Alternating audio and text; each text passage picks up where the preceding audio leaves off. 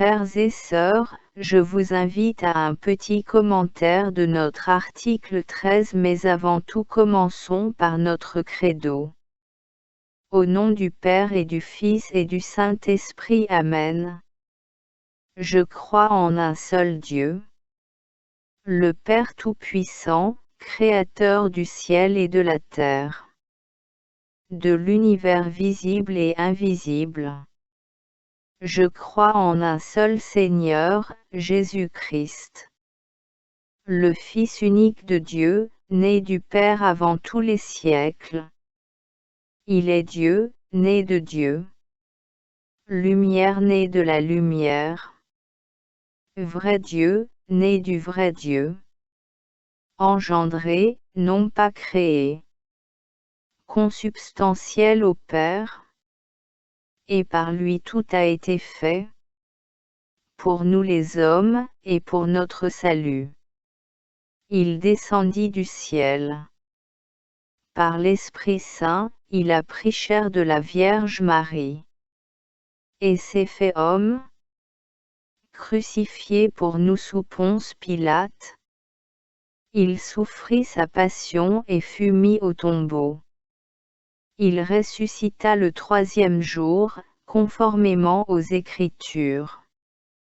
Et il monta au ciel, il est assis à la droite du Père.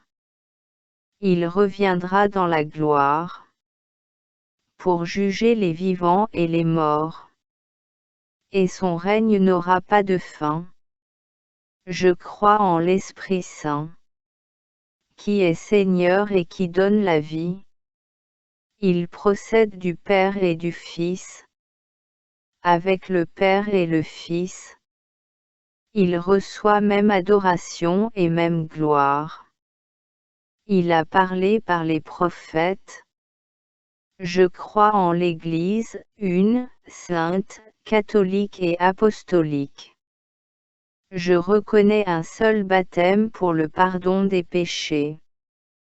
J'attends la résurrection des morts et la vie du monde à venir. Amen. Commençons par quelques définitions. Charité, dans la religion chrétienne, la charité est une vertu spirituelle qui est l'amour que l'on ressent pour Dieu et pour les hommes en tant que créatures de Dieu. Notons qu'avec la foi et l'espérance, la charité est l'une des trois vertus théologales. Un petit contraste pour signaler que dans la religion judaïque, la charité est synonyme de justice. Un cœur humble et courtois, c'est un cœur d'enfant tout court, c'est un cœur pur suivant notre précédent article. Un don, c'est ce que l'on reçoit gratuitement et bien plus encore de façon souvent non méritée. Image du Christ, c'est l'image de Dieu puisque le Père et le Fils ne font qu'un. Revenant à notre article 13. Nous avons en introduction un rappel catéchétique sur la vision de Dieu sur nous ses créatures. Il est clairement dit que le Père voit en tout homme les traits de son Fils unique, c'est-à-dire Jésus-Christ premier-né d'une multitude de frères. Avoir les traits de quelqu'un, c'est ressembler à s'y méprendre à cette personne. Ainsi nous avons la confirmation que tout homme est créé à l'image de Dieu puisque Jésus-Christ le Fils unique de Dieu est Dieu.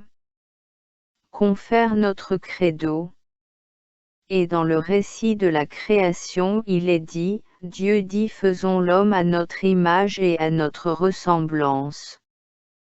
Confère Genèse 1, 26.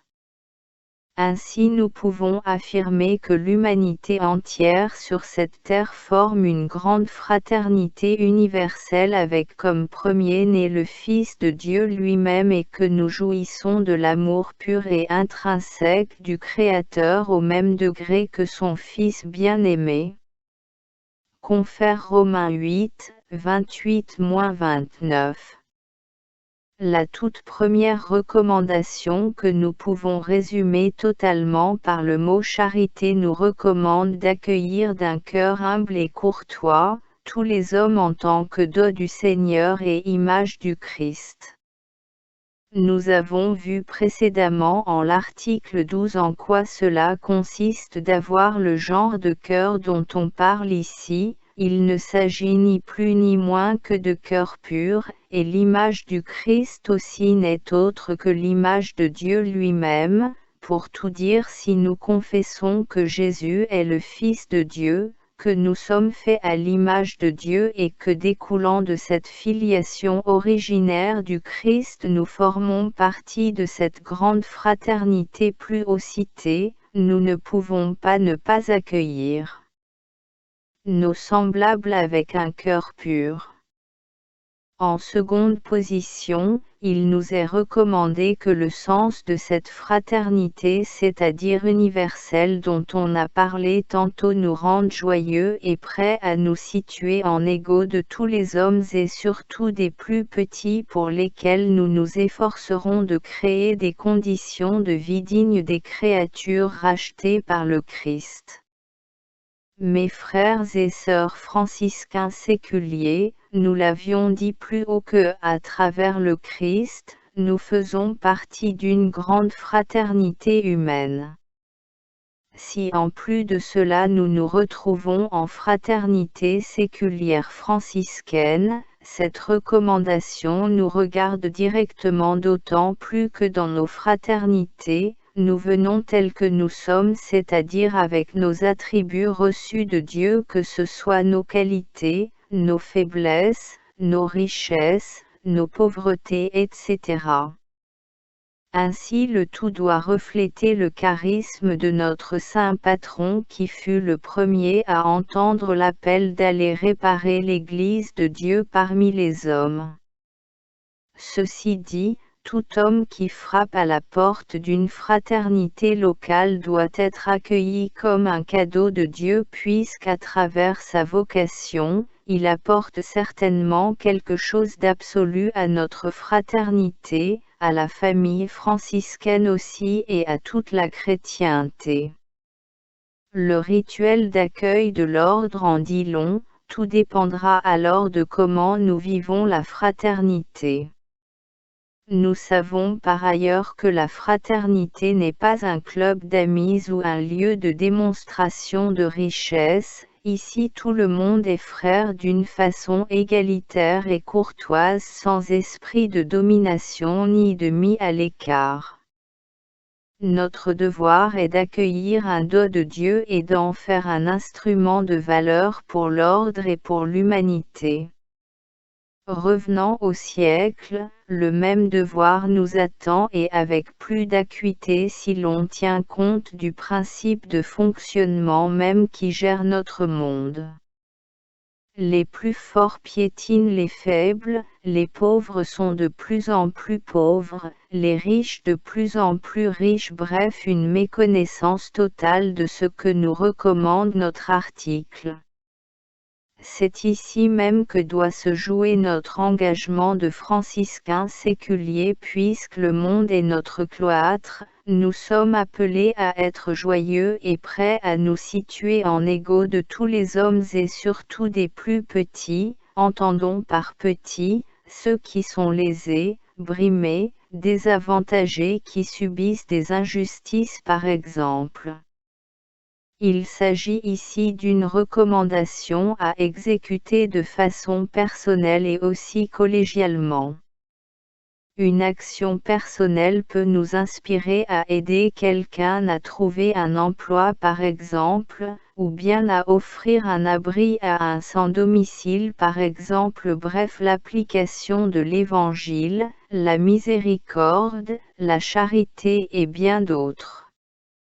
En fraternité, de façon collégiale, nous pouvons avoir des projets de développement, d'assistance en tout genre, nous pouvons par exemple ouvrir un petit bureau de conseil et d'assistance et conseil juridique pour les défavorisés. En bref, il y a une multitude de domaines où nous pouvons créer à nos semblables, ou des plus petits, des conditions dignes de créatures divines.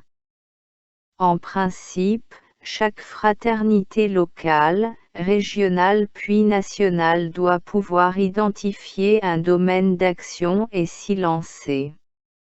Au niveau international, il est souvent demandé à nos fraternités de présenter des projets pour études et réalisations en vue justement de lutter contre ces inégalités. Nous devons apporter nos compétences pour aider au montage de ces dossiers. Dans les archives nous trouvons que les franciscains et plus précisément un tertiaire nommé Léon Armel, chef d'entreprise, furent initiateurs de plusieurs systèmes de lutte contre les inégalités sociales en Europe au temps des luttes ouvrières.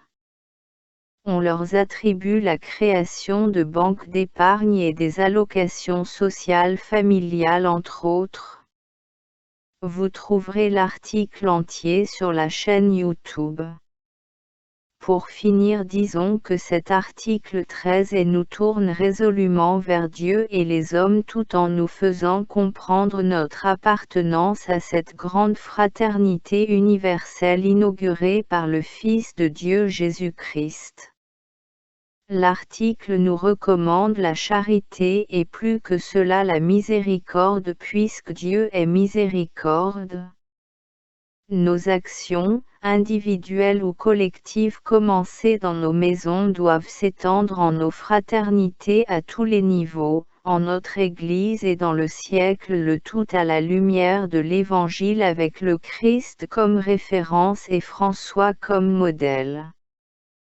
Paix bien. Nous accueillons volontiers les commentaires, questions ou ajouts pour être plus efficaces. Rendons gloire à Dieu qui nous aime toujours. Au nom du Père et du Fils et du Saint-Esprit. Amen. Merci pour votre attention. Paix bien. Votre frère Prosper, OFS.